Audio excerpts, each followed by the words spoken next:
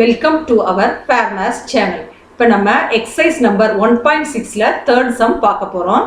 இதுக்கு முன்னாடி உள்ள ரெண்டு sum, அதாவது first sumலையும் second sumலையும் augmented matrix வந்து notice பண்ணல. அதாவது இதே மாதிரி இந்த மாதிரி உங்களுக்கு லைன் டிரா பண்ணி நோட்டீஸ் பண்ணாம இருக்குது.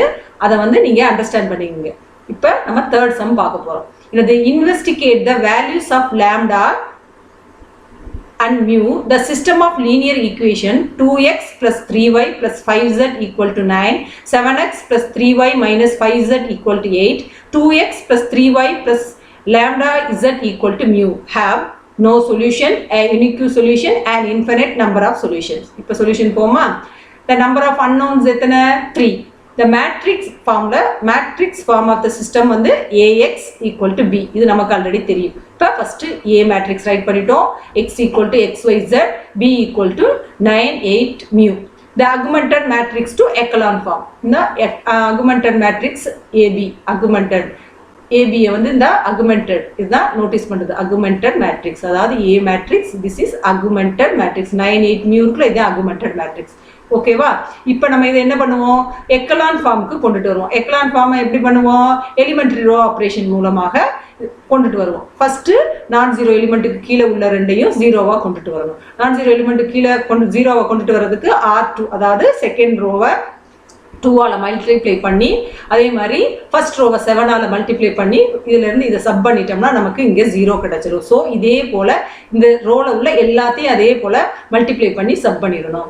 அதுக்கடுத்து என்ன பண்ணுவோம்? இந்த ரோ 0 ஆயிடுச்சா ஃபர்ஸ்ட் நம்பர், அடுத்தது கீழே உள்ளது 0 ஆகணும். 0 ஆகிறதுக்கு என்ன பண்றோம்? R3, இங்க என்ன இருக்கு? 2 இருக்கு.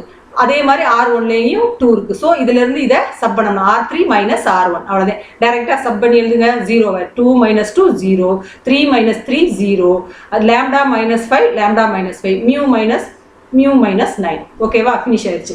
இப்போ அதில் வந்து நமக்கு இந்த ஒரே ஆப்ரேஷன்லேயே என்ன ஆயிடுச்சு? எல்லாமே எக்லான் ஃபார்முக்கு வந்துருச்சு. அதாவது ஃபர்ஸ்ட் நான் ஜீரோ எலிமெண்ட் கீழே உள்ளது 0 ஆயிடுச்சு. அடுத்த ரோவா பார்ப்போம், மைனஸ் 15, இதுக்கு கீழே உள்ளது இந்த அதுவே 0 ஆயிடுச்சு. ஸோ இது அப்படியே எக்லான் ஃபார்முக்கு வந்துருச்சு. இப்போ வென் லேம்டா ஈக்குவல் டு 5 இருந்துச்சுன்னா, லேம்டா ஈக்குவல் டு 5 இருந்துச்சுன்னா என்ன ஆகும்? இது 0 ஆயிடும். 0 ஆயிடுச்சுன்னா என்ன வரும்? அக்மெண்டட் மேட்ரிக்ஸோட ரேங்க் என்னவா இருக்கும்? மேட்ரிக்ஸ் வந்து 3 இருக்கும். ஆனால் மேட்ரிக்ஸ் அதாவது ஏயோட ரேங்க் வந்து 2 இருக்கும். அப்ப அதாவது augmented matrix AB does not equal to rank of A matrix. The given equation is inconsistent, has no solution. இப்ப lambda does not equal to 5 and mu does not equal to 9 இருந்துச்சுன்னா rank of augmented matrix equal to rank of A matrix equal to 3. அப்ப n equal to 3. The given equation is consistent, has unique solution.